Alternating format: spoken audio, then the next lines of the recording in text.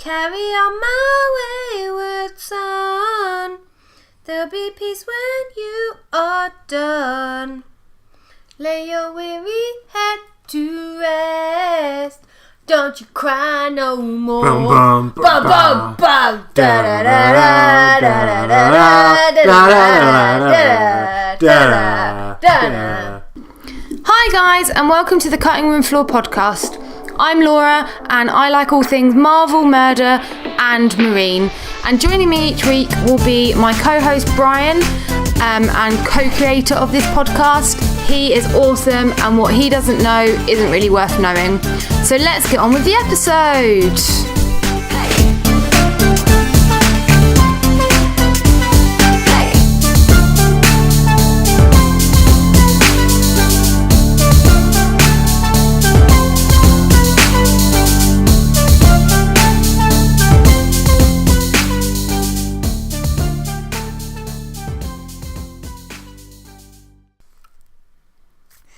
Hey, what's up, guys? Welcome back to TCRF. Yay! Or TCRF UK, perhaps. Yeet. We have we've recently made contact with another podcast called The Cutting Room Floor from the US. So shout out to those guys. If you look for us on iTunes and you find them, listen to them. Yeah. But also listen to us. Yeah. But yeah, no. So that was exciting. That was my day. Slightly worried that we were going to get sued for stealing someone's name. But no, they seem like really nice guys. So all good. Right. How's it going? All good. We seem to have bypassed autumn and gone straight into winter. Yeah, it is grim. But other than that, it does mean that I get to fish out my boots and jumpers. Yeah. Which, I love boots and jumpers. But yeah. Oh yeah, it's just a bit cold. Having a bit of a mare at work at the moment because the air conditioning keeps coming on when I get into work and it's blowing out cold air in the office and no one knows why it's blowing out cold air in the office because it's... You've not tried turning it off? Well, yeah, but so basically it's programmed to be off. Yeah. But it keeps randomly coming on Ghosts. And blowing out cold air. Air conditioning ghosts. Yeah, so we tried to sort that out. So we're going to see if the fact that it's been turned off now, it's been set to turn off at 7:15, makes any difference. We shall see. Hopefully. I'm the air conditioning monitor at the moment. The ACM. So I'm normally the first one in.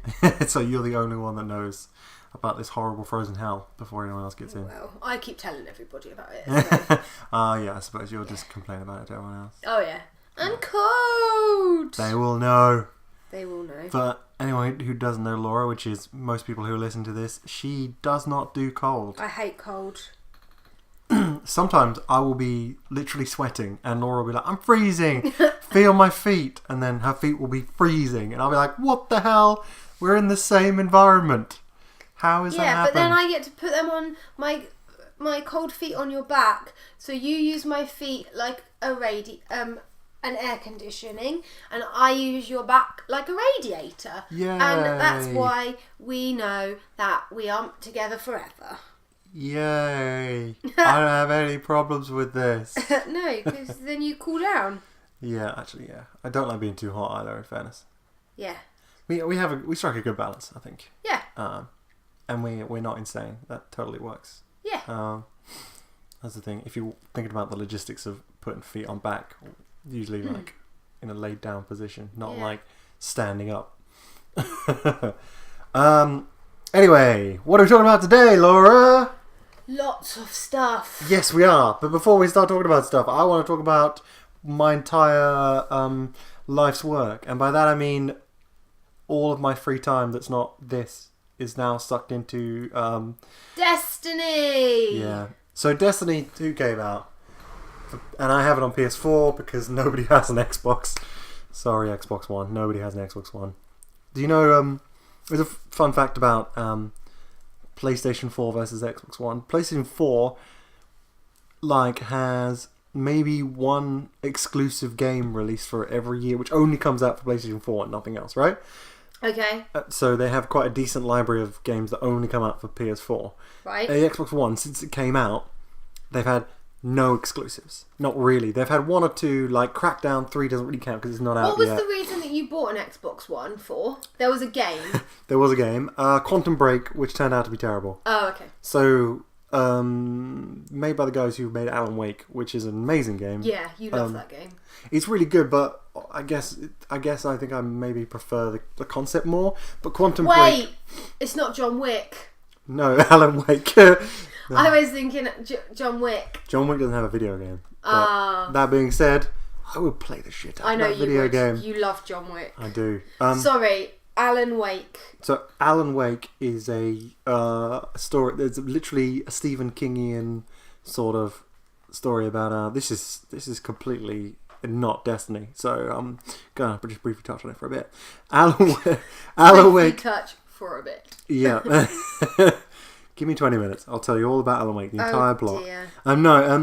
It's basically about a writer who goes to a tiny New England village and rents out a cabin on a lake in the middle of nowhere to get away. So he's got space to write and be creative, whatever. And his wife gets killed or / goes missing. Oh. But it's all supernaturally Twin Peaksy. But it's amazing. It's really cool. Yeah. Also visually stunning for the time. The graphics are so nice. So nice. Yeah.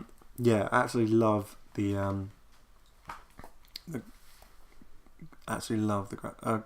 Alan Wake game. One of the few games that I just played almost non-stop. But yeah, no, Quantum Break. Oh my god, Quantum Break. So to backtrack back to the original conversation, one step at a time. Quantum Break is made by the same guys, Remedy, I think. As Alan Wake. Same guys as Alan Wake. Way after Alan Wake. So we're talking a long time after Alan Wake. And that was solely for Xbox. Yeah, Xbox One exclusive. Yeah. And the concept was time travel. So the main character has this weird time traveling powers. Okay. Game looked really cool, visually stunning, but then they added a new gimmick, which was 30-minute TV series episodes inside the game. So when you completed a level, you had to watch half an hour of a TV show where you're not part of the action. And they were experimenting, I guess, and they really wanted to make it work, but then it just didn't. So, main character was Aaron or Sean Ashmore. Right. So, one of the two twins, them, you know. Yeah. And one of the main villains was Aidan Gillen from Game of Thrones. Who is he? The Littlefinger. I think his name is Aidan Gillen. Oh, yeah. So they had lifelike models of their faces and stuff, and then they had a TV show inside the game, and they were doing both. And What's it was this a bit got weird. to do with Destiny? So it is going somewhere. No, it's not. That's why I got an Xbox One. So that was your question answered there. Oh, Taking a step I back. thought you bought it for Alan Wake. No.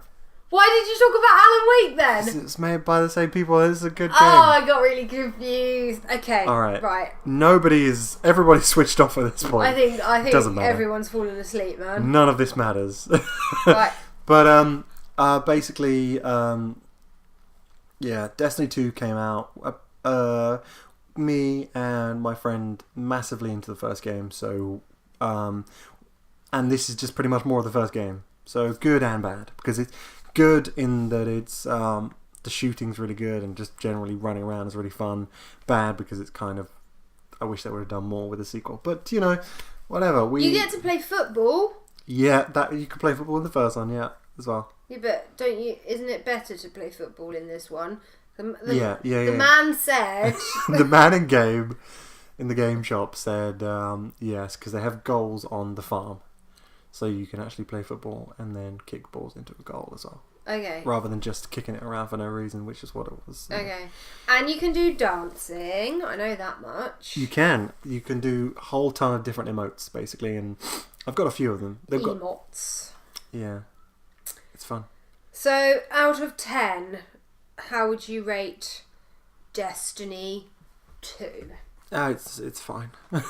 Okay, It's like a 7. Like 7. Destiny 1 would have been an 8. Only because I buried so much time into it. Like we had like I was a game widow for a good 4 or 5 weeks. The gameplay is just so much fun. Like we barely even touched PvP originally, and we're not even going to touch PvP now, really. But what's PvP? That's a whole other side of the game. So what does PvP stand for those people that don't know? Player versus player. So part of the game you can play as like a 4v4 shooting arena, like a COD or like another game. The one with the lady that you like to play with. Okay. Well, okay. The game where you like to play as the lady. Overwatch. Yeah, that's where you play against different people, isn't it? Yeah. Is it like that? It is like that. Not quite the same. Can you cut that bit out? No. Oh dear. Nope, I'm gonna keep it in. So that's my everyone's gonna laugh at me statement of the week. No, yeah, I play as Symmetra in Overwatch quite a lot because on the console she's a bit overpowered because nobody can turn quick enough to kill her. And you can just run around people with her auto lock beam and just drain their health really, really slowly, and people don't really notice. None of that's important. Destiny 2 is great. It's a shame that it is not but more different and more improved, but it is basically the same, so that's good. Cool. Anything else game related you want to mention? While we're in the game zone. Game zone. Game zone. Game zone. Game zone. Yeah. I'm just trying to make little sound bites I can Yeah. turn into like a sting later. I'll just send them to Liam. Okay. Be like, hey, 10 years gone, make me music for this segment. It's called Zone. Yeah. Do you think he'll go for it? No. No, maybe not. He's already going to be laughing at my lady that you play with statement. He just won't be able to cope. Yeah. Actually, there is another game that I want to talk about briefly for like an hour. 5 minutes. No, I was just going to bring up Prey, which I also got at the same time, which is a really cool first person single player game. It feels very Bioshocky, and it's about these creatures take over a space station, and the creatures are like mimics, so they could be anything. Ooh! So you just go into a room and a coffee cup turns into a horrible thing in a taxi. Mm-hmm. That kind of thing. Is that a good game then? It's very good. Yeah, it's got quite a good atmosphere. Yeah. Yeah. Cool. Anything else in the games though? While I can get away with it? No, I'm kidding. I'm done.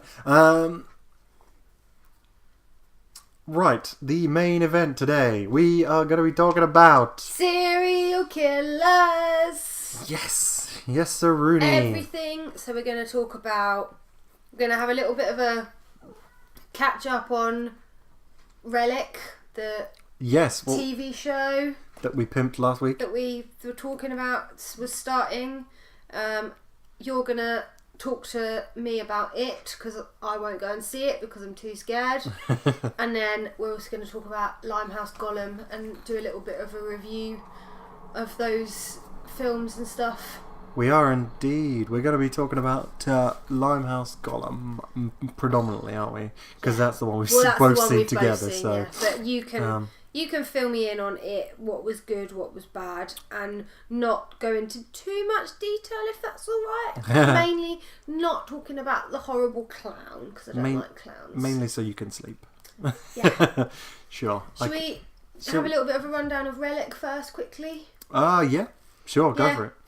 So, what do you reckon to the first episode? We watched the first episode last week. Started. So the series started last week. It's a 6-part series. 6 parts, cool. So the second one comes out today, Monday, whatever the date is. it'll be Wednesday when this comes out. Monday the 18th. So if you wanted to watch it, you should have watched it, I reckon, by then. Yeah. Check it out. It'll be on all the iPlayers and all the iPlayers, and backup things and streaming things and whatever. I'm really excited for the next 5 weeks. The concept of it is really good because it's obviously going back in time. So basically, the start of the episode was the point at which they find the killer. The police officer's trying to talk him down, and it ends up that he gets... Do we want to spoil it? No, it doesn't matter. It's the first episode, doesn't matter. That's the premise of the show. The premise of the show. He gets shot and killed. Yeah. And so you then travel back.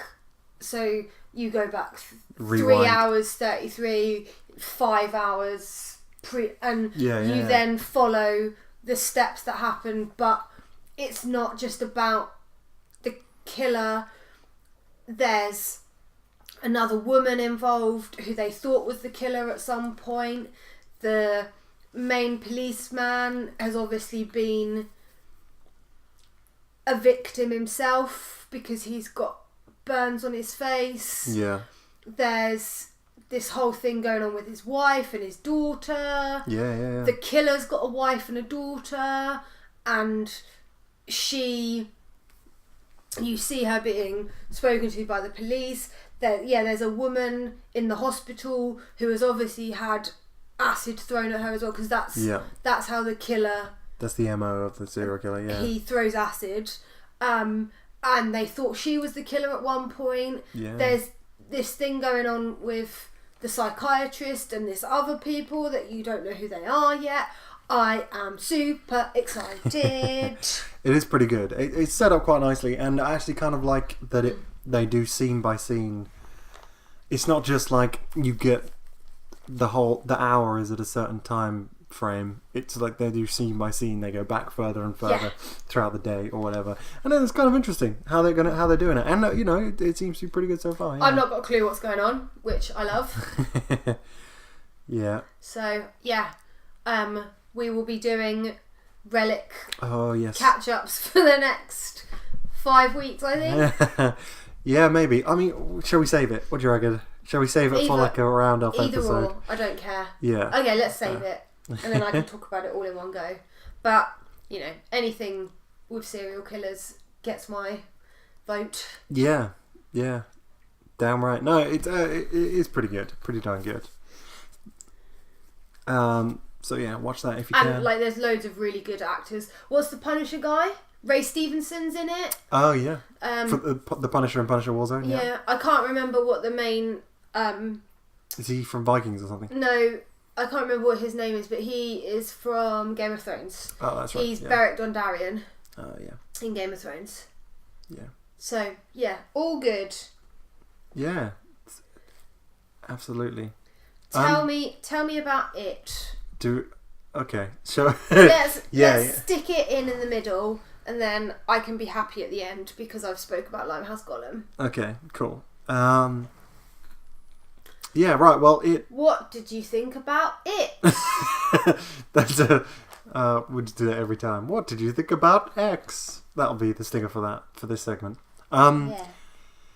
How was it without me? Well, okay. I think what you need to do first is tell everybody what happened when you went to the cinema. Yeah, right. Well, I went to the cinema with some friends, some South African friends who lived just around the corner, and we went to Cineworld, and so we got there, and there was no one in the cinema screening except one person. Now, this one person was sitting in Josh's seat, and this one person was dressed as a clown, and he wasn't just dressed as a clown, he was basically dressed as it, with a red balloon. And it was just really freaky. And he just sat there and looked at us for a bit as we came up the stairs. And we're like, oh, you're definitely in our seats. And he was giggling sort of to himself because he clearly freaked some of us out. And then he just sort of got up and then just slowly walked away, like kind of creepily. And then he just spent the whole time before the film started being in the cinema screen. Just sort of standing around looking at people. So did you go on release? Yeah, day? it may have been the first day that it came out. Yeah. His name was. Oh man, we found the guy's name. So was he? He worked for Cineworld, and then one of the other girls at Cineworld did his makeup and everything for him. So it was just in your Cineworld, or was it over all of the Cineworlds that they there were a number of screenings that we found. Basically, we found it was a Lad Bible article that basically loads of people had tweeted the same thing, and they tweeted pictures of all their different clowns that they'd seen in their screens, and there was a few like this one that was like literally 8 foot tall with claw hands, really long claw hands, like a really messy hair. So if I'd have walked into the screen and seen that, I would have walked out again. Yeah. I would not have. Yeah. I hate clowns. This guy sitting in our seat could have been sitting in your seat when we got up there. Could you imagine that? I would have walked round the corner, seen him, and gone out. I hate clowns. Or I might have stabbed him. I don't know. I wouldn't stab him, really. I hate clowns. I hate clowns so much. It was great. It started us off, and I was like, "What the hell are we going to expect here? Is he going to just appear again midway through?" Oh god, that would have been so what's he going to do? But no, I guess because he worked there, he probably couldn't traumatise people too much. Yeah. But so that had already got you on like a level of like anticipation. Yeah, like, I was pretty pumped. So I just want to start by saying that I quite like the original miniseries two-parter thing that they did, which was back in the 90s, I believe. It was a straight-to-DVD thing. It was like on straight-to-DVD and TV. Yeah. But yeah, it was really, really, really popular because it was such a great idea. Tim Curry played it. Pennywise the clown. And basically, yeah, so anyone who doesn't know it, just killer clown who's also supernatural, is also a supernatural creature that preys on fear. That's pretty much what the plot is. There's a group of kids, Breakfast Club style or Stand By Me style, that like all have their own shit going on, that but they come together and save the town from it. Okay. It's not really a spoiler, but it appears every 27 years, kills a whole bunch of kids for a year, and then goes into hiding for the next 27 years, and then reappears. Or was it 30? Oh, good point. In the original, it was 30 years, but they changed it in this one to match the release date of when this came out compared to the previous one. Oh, so this came out 27 years after the miniseries came out. Oh, that's cool. Yeah. So actually that dates it to 1990 quite nicely in my brain, which I should have known. And so they pretty much split it in very much the same way as they split the miniseries. So it's a two-parter. The first part, they're kids, and the second part is they're 27 years later, and it comes back. No! And they've all had lives. Most of them have moved away, but then they come back. They're all drawn back to their town in Derry, and then they have to face off against it again and their old childhood fears. There's a whole bunch of characters, most of which I don't remember the name of right now, but there's a Jewish kid who's mostly just afraid of a painting in his dad's office. He doesn't seem to have that many... Like some of the other fears are quite metaphorical. Like there's like one of the girl in the group, she's becoming a woman, and her fear is partially related to her menstrual cycle. Periods. Yeah. You can say periods, Brian. I don't want talking about it. No, yeah. So. Oh, you're so cute. I was trying to think of like a nice way of putting it. Well, it's a period, like... Alright. Well, it's kind of gross later, because one of the things is she's looking down a sink, because there are voices talking to her through the sink. Big wiry hairs come out and grab her, and draw her face towards the sink, and then it gushes up torrents and torrents of period blood, or just blood, or something. Gross. So that's basically what happens in the in the first part of the so I should say, this new film is basically part one of the miniseries, just remade effectively. I mean, the scenes are different, but some of the scenes are different, but mostly it's the same characters with similar fears, and it sort of, it follows through pretty much in the same way. So these there's not really much more to say than that. There's it kicks off with quite an iconic scene that's always like they have a whole bunch of memes about all the time online. Did you see the Lego? No. So they've done that first scene in Lego. When we finish recording, I'll show you. It's on YouTube. Amazing. I didn't watch all of it because it creeps me out, the bit at the end. Yeah. But they reshot the whole. They animated a Lego scene. Yeah. Of that first scene. Yeah. That's pretty great. Yeah, I'll find it on YouTube for you, and maybe we can put it on Facebook. Yeah. We will. Yeah, we'll stick it. We'll share it on the Facebook page and on Twitter. Yeah. For you guys to check out. Yeah. So it all kicks off, and one of the reasons why they band together is because the leader kid, his little brother, gets killed at the beginning by it. Oh, he's the little boy, George. Georgie. Hey, Georgie. Stop it. It's really unpleasant. Stop it. Sorry. Oh, I'm scared. It's alright. I can't look at you right now. You can look at me right now, it's fine. I'm not doing the voice. Okay, you looking weird. No. Okay, Did fine. I actually freak you out? Yeah, I don't like it. I'm just kidding. Because all I can think about is a clown. I'm sorry. I'm sorry. Ooh, is there a No, I'm not doing it. Is there a clown in No, there isn't a clown anyway. Okay. Ooh. So, yeah, the clown is in the grate, and he convinces Georgie to put his hand in, and then he pulls off his arm. In the original version, he just pulls him into the thing, but in this version, he has a sort of face change where his face goes up into a grimace, and then loads and rows of teeth come out, and then his eyes roll back into his head a bit, and don't think about it. But he basically, he's some kind of alien creature. Yeah. But so this remake, what is it? I mean, apart from being pretty much the same as the miniseries, but with a few artistic changes. Visually, it looks great. It's quite impressive. I was actually a little bit disappointed by the Georgie scene because they went for a really violent version of it. Yeah. Like, they pulled off his arm first and then yanked him in, which I think was unnecessary. And sort of, I don't know, I prefer it when he's using people's fears to freak them out. And I don't really like the monster as much. And I don't like it when he goes all monstrous, because it's just not as it's not as scary.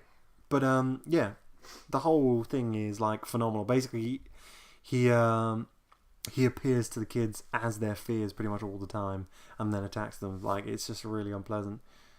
One of the kids. How do they defeat him then? So By not being scared of him. I mean, this is kind of spoilers for part 2 if you've not seen the original, but mostly. But in the first one. In the first one, they do defeat him at the end. In the first one, they succeed because they work together and they're not afraid of him. That's he loses all power over them when they're not afraid of him. But he does have a backup plan, which is, again, it's weird and alien, but he opens himself up, and then there's a light inside him that hypnotizes people and stuns them and paralyzes them. And then what does that do? He then runs away. No, I think if he can get people on their own, then he can scare them more. So okay. But in part 1 of the remake, he only uses it once, and he uses it on a girl when she's on her own anyway. And his reasoning is a bit weird. She's like, "I'm not afraid of you," and he's all like, "You will be," and then does the thing, and then she's just floating in the air like everyone else. Gross. There's a weird whole thing where we all float down here, that they just keep saying. Gross. Everyone keeps saying. because he can make people float. That zappy thing makes them float as well. Okay. And his cage is his lair, his nest in the sewers is basically a trailer for Pennywise the Clown from a circus. Okay. But with like a whole mountain of trash on top of it. That leads really high up into the sky. Okay. And then there are like dead bodies floating all around it. Which I thought was a really visually iconic image. I really liked it. But a bit weird. So, is he a clown? No. Is he a spider? He's an alien spider. So he just basically takes off on the shape of things that people are scared of. So is he actually the shape of a spider, or is it just because loads of people are actually scared of spiders that he takes that shape? Like people are scared of clowns. That's a very good point. Like, don't know. I'm gonna say that he's just takes the form of whatever. He takes the form of what you're scared of. The only thing is when you see the spider. Yeah. It looks more like that's his true form because he produces the light from him in a more obvious way. Oh, as a spider. Yeah. So as he's the clown, it kind of comes from him. Yeah. From like inside his open mouth. But as the spider, it looks like it's part of the spider's anatomy. Oh, okay. So that makes me think that he's more spider. The weird alien spider is naturally what he is. But what he feels we don't really know. Yeah, it's because of the. I'm sure there are a million theories on what it is, even based on the earlier versions. But as far as I'm concerned, when I saw the trailer for the clown, I feel like he found the trailer for the clown and then he became the clown because he thought that would be a good way to get around. Yeah. Looking like a clown. Yeah. Okay. So, which one do you prefer? Like, did you... Here's another problem, is that part 1 is sort of a bit invalid without part 2. Oh, you need both of them. So really compare. Oh, because I could say this is the best film ever, but then part 2 could be terrible. But like even then, another problem with part 2 is that they just retread all of the same stuff that they had already done in the first one. Yeah, it's just them being older. Yeah, so they come back to Derry and then they start experiencing the same fears. So it's like, well, how are they going to keep that fresh? I don't know, but are we going to have to wait 27 years? No, the next one will come out next year or something. Next week. But then it will pretend like it's 27 years later. And then it will catch up with real life because it started in 1988 and so it will catch up to 2015 actually. Oh. Yeah, so not quite real life. We'd have done that. Yeah. But I really like this film as a remake, but I can't get beyond the fact that it is effectively just a remake. Yeah. It was a good remake. Yeah, like generally some pretty scary moments. I think if I recounted half of them, you would. I'd lose my rag. Well, you did tell me like one thing, I think, and it give me the willies. Yeah. So I don't want you to tell me anymore. He's the playing on people's fears thing. I quite like as just a general sort of tool for psychological sort of thrillery things. That's why I don't like horror films. Yeah. Because I'm scared of everything. Aww. But this is why I watch them on my own. But no, I'm excited to see the next one. The kids were really good in this one. The kids were really good in the original as well. Yeah. The kid actors are just great. How much did it feel just like a rehash of like Stranger Things? Like one of the kids is one of the kids from Stranger Things. But like you can't. It's really unfair to say that because this is a remake of something that it is a rehash of the It miniseries, and also Stranger Things is a rehash of everything from that era. So it's not really fair to compare the two. I don't think, but without saying that they're both rehashes of stuff we've already seen. But like, and again, it's full of nostalgia. Like, and that's another big problem with this sort of era is that are people enjoying it because they're enjoying it, or are they enjoying it because it takes them back to their childhood? Yeah. Oh my god, somebody's playing Street Fighter in an arcade. That's like so totally what I used to do in an arcade. But you would see the second one? Yeah, I'm definitely going to see the second one. I'm really excited. I'm interested to see who they're going to cast. Yeah. And fun fact about it, which I got from my friends, so I'm going to credit them for the source, the friends who I work with.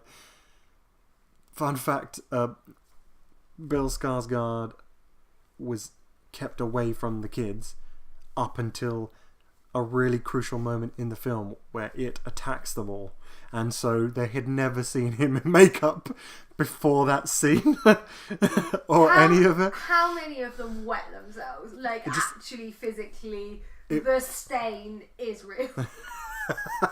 It's basically that. Like, honestly, their reactions were pretty genuine, and I didn't know this before going into it. I only found out afterwards, but like, I'd like to watch it again knowing that and just see their faces.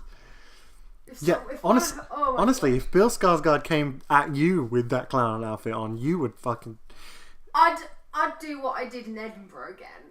What happened in Edinburgh? Do you remember?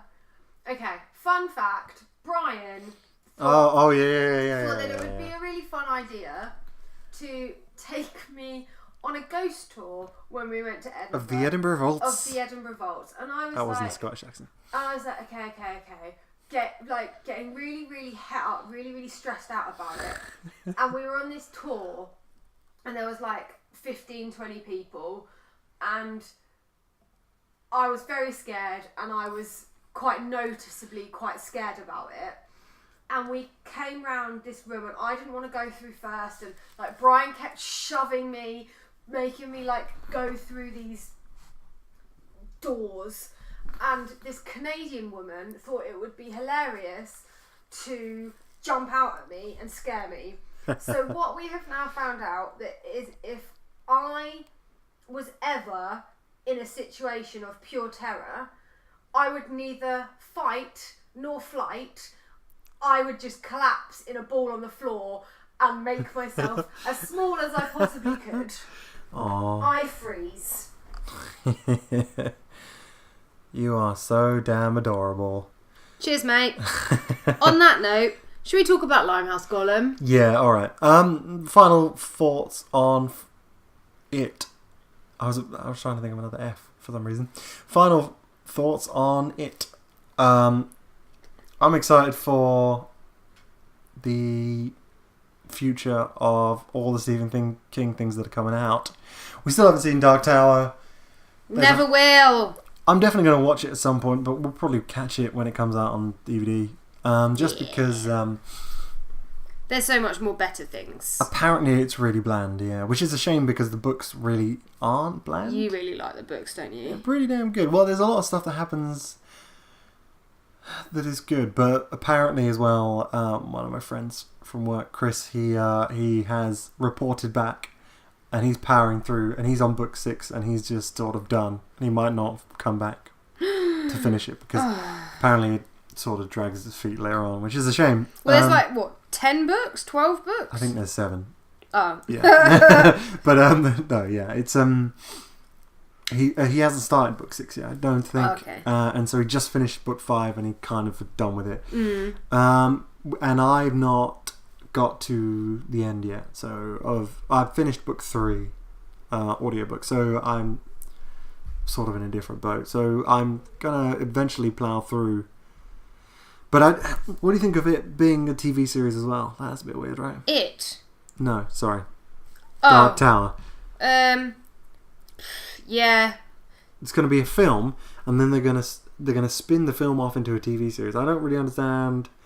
Are Idris Elba and Matthew McConaughey going to be in the TV series?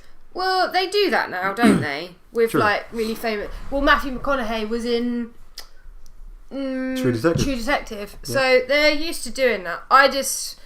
It doesn't appeal to me anymore. I don't have any care really for it. No, that's fair. I wanted it to be good. It's only an hour and a half long, and I feel like because of how much content is in the first book, and maybe that's why they need to make it into a TV series, because there's just too much content to do it justice in films. So maybe a TV series will be better. In fairness, yeah, I can't argue with that. No, there are other things. Castle Rock is going to be a TV series, so that's going to be set in the Stephen King universe. I don't really... Who cares about that, really? I don't know what that is. So, it's just the location that's a lot of his books are based. Okay. So it's just, I guess it's just going to be like some of the books that he wrote. They're just going to be in TV series episodes or something. I don't know. It's a weird decision. I don't know exactly what Castle Rock is going to have, but Under the Dome was terrible. So that's another Stephen King thing. Good. And Haven was kind of alright. You like that one, Yeah, but that's not really based on Stephen King anyway. Technically based on the Colorado Kid, but not really. Even slightly. Right, yes. Enough Stephen King things, because my God. Limehouse Golem! Limehouse Golem! Yes! Let's talk about Limehouse Golem. Bill Nye? Yeah, do you want to do the plot, or shall I do the plot? No, you can do the plot for this one. Okay, so Limehouse Golem is set... is it 17th century or 18th century? It's like 1800s. In the Ripper times. Well, no, it's before Jack the Ripper. Okay. And so it's another serial killer who does kind of a similar thing. He mutilates his victims quite heavily. He mutilates his victims. It's also set... So the serial killer is going along, serial killering, in a place called Limehouse in London. Along with that, you have a backdrop of a music hall. There's a woman that you see. She's been orphaned but really young, brought up her mum was a mental case. Her mum was a mental case. She's been brought up in the music hall, rose to success, married a very successful man, and along the backdrop of the serial killer, she has been put to trial for her husband's death. Did she poison her husband? Is her husband the golem? Yeah. They have 3 or 4 different suspects, one of which is her husband, and Bill Nye is going through Detective Kincaid. I don't know. Yeah, Detective Kincaid. Like and what's the constable? Flot or Floss? Yeah, something like that. And so it goes through, and big twist in it. I'm not gonna spoil it because I audibly inhaled when the twist came, and I just want people to have that if they haven't seen it. That shock, because it was so good. Generally I thought the story was pretty well told. It had a nice I guess the main sort of framing device for it was the trial of the woman for poisoning her husband, because they were going to sentence her to death anyway, regardless of actually any evidence. And it was really interesting. Bill Nye played a character who was... Oh, bless me. You. That's been coming for ages. Excuse me. Deary me. The possibility that he's... Sorry. Oh my. Sorry. It's really important for me to get this sentence out, obviously. Yeah. I've lost the train of what I was saying. The inspector as well is alluded to that he might be gay, and then it's revealed that his constable is gay. So there's... And he's also a scapegoat. They just hire this inspector. They hire him. He's never dealt with a murder case before. And they want him to be a scapegoat, so when he fails, it doesn't come back on Scotland Yard. Yeah, and it doesn't come back on the golden boy who had the case beforehand. Yeah. Yeah. And I really like all the actors in it. Yeah, like, really, it's really good. a really great British cast. Yeah. Oh no, I can't do that.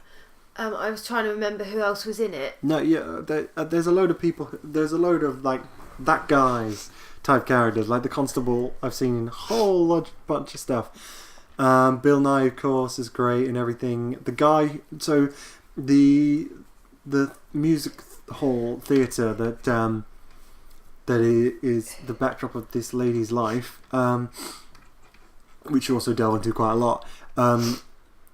Is great, Yeah. there's a character who basically is like a comedian type, like in your face kind of. Dan Leno. Yeah. Oh yeah, yeah. So this is based off of a book. So from what I've read from like Wikipedia and doing a little bit of like background reading, some of the characters in it are real historical figures. Dan Leno was very, very famous in that era. Yeah. Karl Marx is also in it. Yeah, he's referenced quite a lot. And I knew he's actually in a couple of scenes. That's true. Sorry, I apologise. And the woman, Lizzie,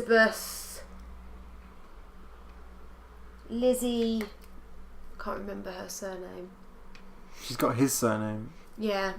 And her husband, that is also true, and she was on trial for the murder of her husband. But then I think the Golem stuff might have been just added on top. But like I couldn't, because I was trying to find a copy of the book that I could read, but because it's like quite old. Yeah. But it's called Dan Leno and the Limehouse Golem as well. Yeah. Which is quite interesting. Because he's not a central character in the same way. No. As the book seems to suggest that he might be. So it's kind of interesting to. But I'd like to read it. I couldn't find a copy of it anywhere. Like, I'm sad. There might be one on. I didn't look hugely Kindle hard. I don't know. But yeah, I really liked all the like kind of intrigue. Yeah, there's a good and some good build-up scenes. Good build-up, yeah, and all the CSIing. Like, so the way the Limehouse Golem is taunting the detective is that he has written a diary in a copy of a book in the library, and basically the 4 suspects that he has had all checked out this book at one time or another. So while no, not checked out. Sorry, no, they all they were all go in to the library. reading. They were all in the reading room on the day or whatever. Yeah, because you can't check out the reading room books. You can only read them. Yeah. So you see the diary that he's written, and while the detective is reading it, while he's investigating each of the suspects, it's done as if that suspect is the killer. So they're acting out being the killer, and they're acting out whatever this passage says. Yeah. And they also like make it the voice a little bit creepy, and I really, really liked that bit. And I really liked the twist. The twist was so good. Do you want to spoil it? Do you want to go into spoiler territory to talk about it, or maybe not? Okay. We can. Should we spoil it? Yeah, go on. All right. If you don't want to hear the twist, skip ahead 5 minutes or something. I don't know. No, but okay. We'll tell you when to come back. We'll put time codes in the. That's it. Yeah. Yeah. So the twist is that the wife is the golem, and it is so good because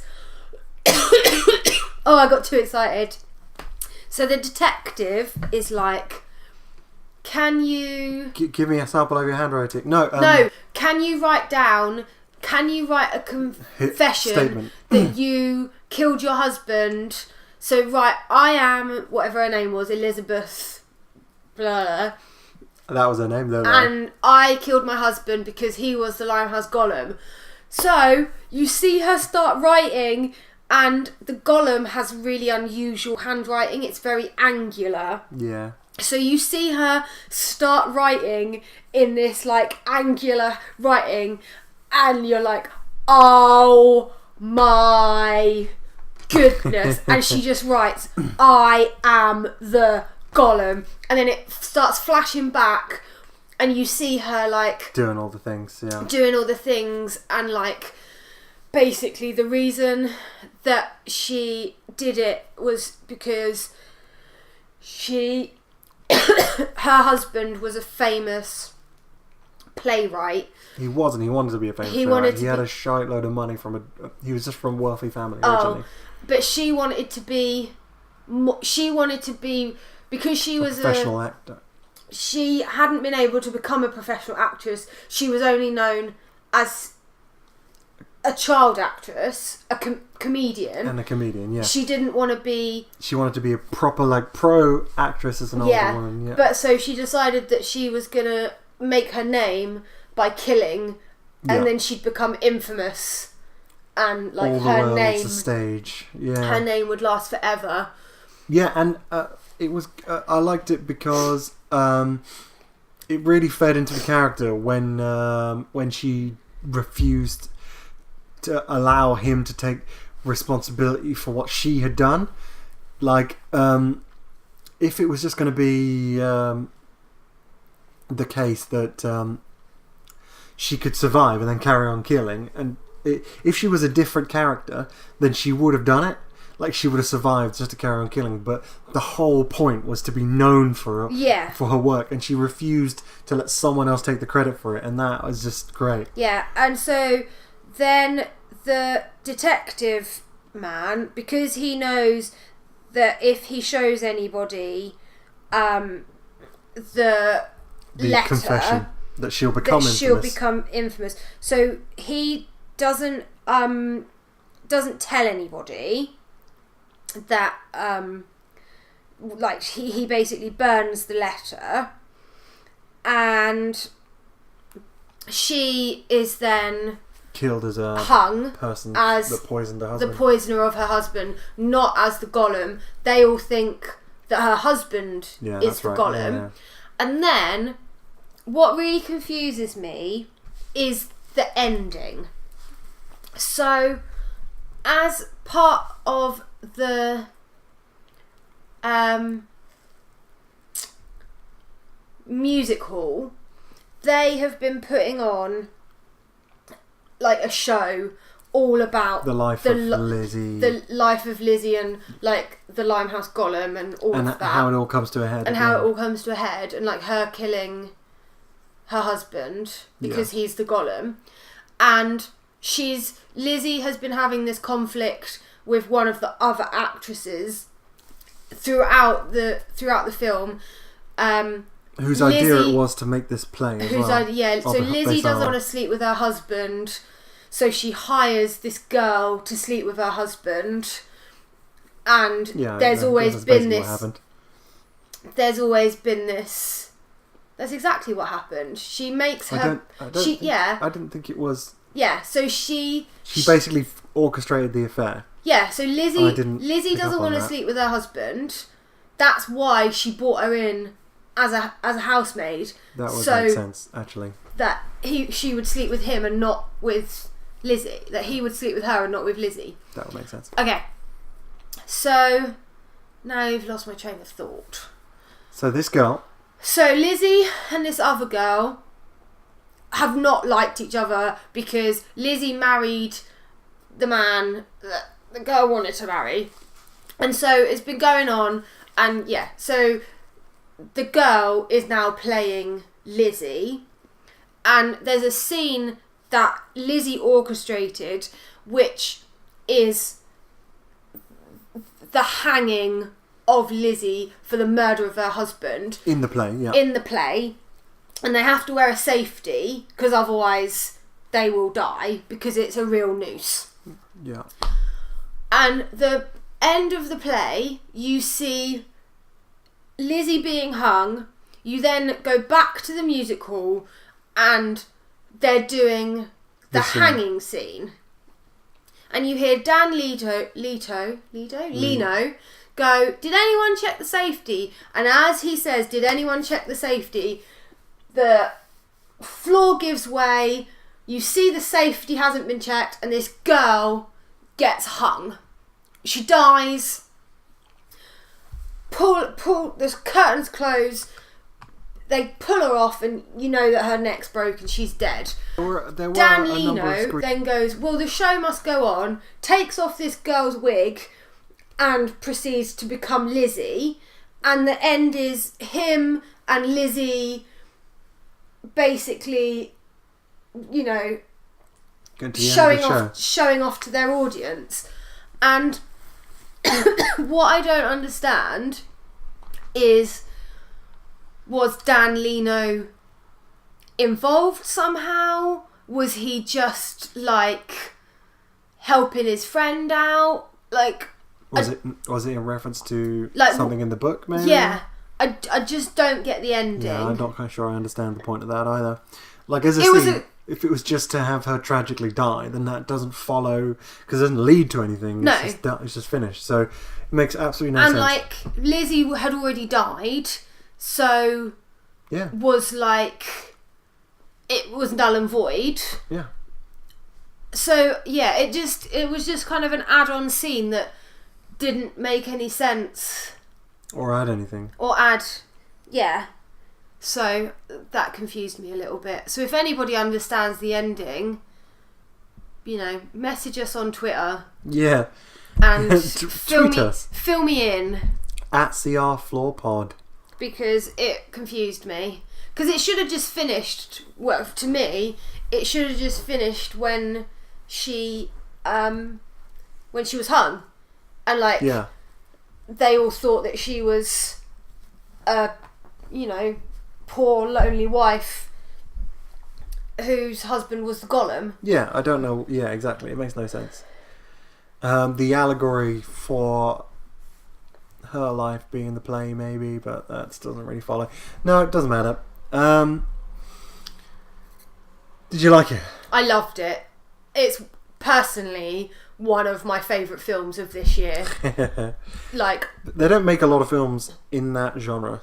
Anything like set in like 18th century London is a hit for me. Anything that is about serial killers is a hit for me.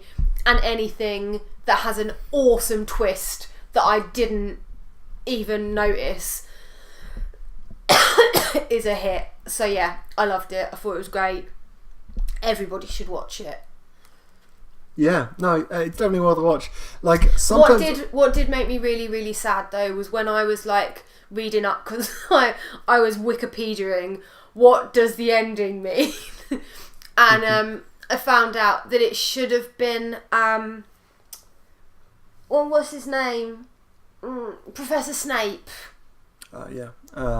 Alan Rickman. Yeah. Should have been the detective instead of Bill Nye. And obviously he got sick, so had to stop doing it. So then Bill Nye took over, and that made me a bit sad. But I think Bill Nye did a great job, and yeah, I would give it a solid 8.5 out of 10. I'd give it a 7.5 out of 10. Because you bless you knew the twist, because I'd been looking through Wikipedia before it started, and you'd seen a headline that said the feminine plot twist, and I hadn't noticed it, and you were like, oh well, obviously you could discern what the twist was going to be. Yeah, pretty much. But- And then pretty much figured it out from there. I can't tell you if I would have figured it out on my own, if I'm honest. But yeah, no, it's a pretty solid film. Like they need, that needs to be a genre that has films constantly made. Yeah. Because I mean, there are so many genres that are that have films about them made all the time. Have films in that genre made all the time. Yeah. Like relentlessly. They will just abuse certain genres. So I have no idea why they don't just abuse this genre in the same way. Like I hate horror films, but I love thriller films. You're a weirdo. Yeah. You're quite happy with a lot of psychological stuff as long as it's in a thriller context as Yeah. well. You're like, oh my god, that's so clever. But then we'll watch Memento and you're like, what the fuck is this?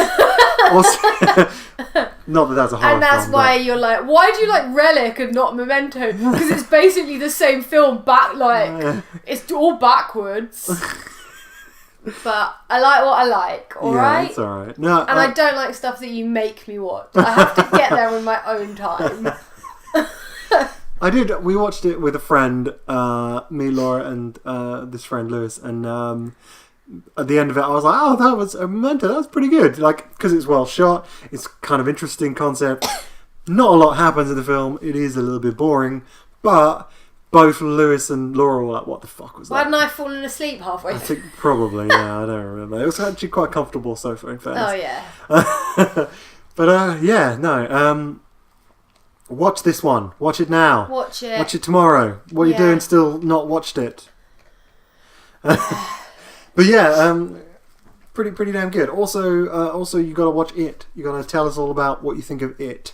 And by It, I mean the film It. Based off of the miniseries It, based off of the book It, not any other It. Okay. Got it? Got it. It was like an extra funny line. It was funny. Got it? No, it doesn't matter. Funny. Right, I guess that about wraps it up. Can I add one more small thing in Okay. before we say goodbye?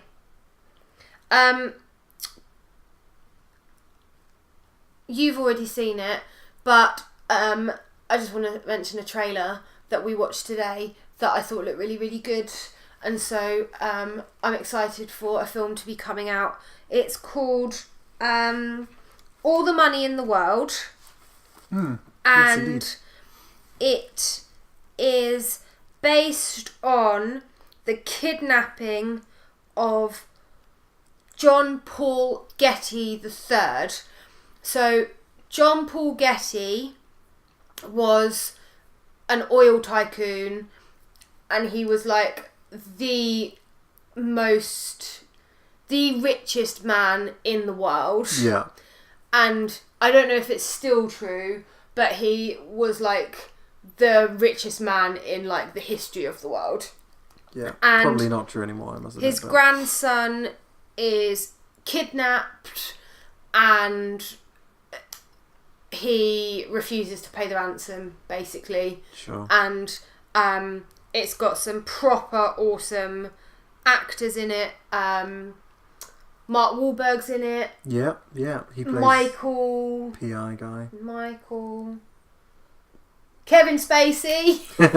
Michael Kevin Spacey, yeah. Kevin Spacey plays Paul Getty. And Michelle Williams. Is that her name? Heath Ledger's ex. I have no idea Yes. who Heath Ledger's ex would be. I've got to go with yes. Michelle. She's in it as well. And is she not the same lady from No. Gatsby? No, that's that's the other lady who from the Madding Crowd lady. but it looks really, really good. It's being raved as like Oscar potential. Oscar bait. Oscar bait, yeah. And it just looked really, really interesting. You know, something that we haven't really seen before. I like the 20s era stuff. It's very like old school.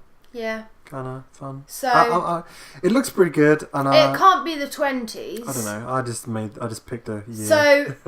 So John Paul Getty III died in 2011 at the age of 54. Okay. And he was like 17 when he got kidnapped. So 70s? Okay. Yeah. Does that make about right? Yeah. Yeah. It does. So it's the 70s, not the 20s. Swinging 60s. Yeah. 70s. So everyone some should kind of check out that trailer because it looked really good. Yeah, absolutely. It did look pretty fun. We like watching things that maybe are different. Different is good. And I like anything like true history stuff. Like I really enjoy true crime, world history, that sort of stuff. So any film that's centered around like a historical theme, I really, really enjoy. Definitely. Right. Anything else? No. It's coming up for Relic time! Yeah, we're going to bail so we can watch TV. Yes! That is our life, folks. Anyway, you can find us on Twitter at CRFloorPod. Tell everyone. Tell the Twitter sphere. What you thought about it. Or Limehouse Golem. And Limehouse Golem. Or Destiny. Or Destiny if you Or any other Destiny. computer games that you're playing. Or any other computer games or PlayStation games or anything. Brian loves games. So he would like recommendations. I do not. Anything about serial killers that you want to recommend me though, carry on. Yeah. And your Twitter handle is? At speckle_15. I am at bdogcarter. Again, we had a shout out at the beginning, one at the end as well. Why don't you go ahead and check out the cutting room floor? The other one that's not us. You can tell because there's two of us basically sitting sort of up there, and their logo is a load of old film reels, old crisscross do. And they probably agree with me on how terrible Batman vs Superman is. I saw they had a part 1 and part 2 review up there. I listened to the one. They pretty much agree that with us actually, which is kind of nice. Cool. They quite liked it. We don't know them. We just have had a little bit of email correspondence saying, "Is it okay that we have the same name? Please don't sue us." And yeah, they seem like really nice guys. So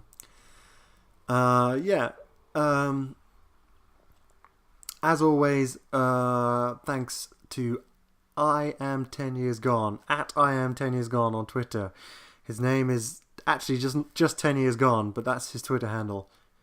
I've just confused that. I don't even know what's going on anymore. I wrote the whole ending spiel. No, I am 10 years gone is his Twitter handle. He's the guy who gave us our opening music. That if you're lucky, you've heard at the beginning of this, because I've edited it in. If you're not lucky, don't know. He's at I am 10 years gone on Twitter. He's 10 years gone, just no spaces, on everything else: Spotify, Apple Music, all that jazz. We have a Patreon page up and running just in case. If you like what we do, you want to help support the show, keep us rolling, check out our patreon.com/TCRF Pod. There's all sorts of stuff on there. So, get involved. Join us. That's about it, I think. Yeah. Wicked. All right, well, we shall see you next week. Love you, bye. Bye.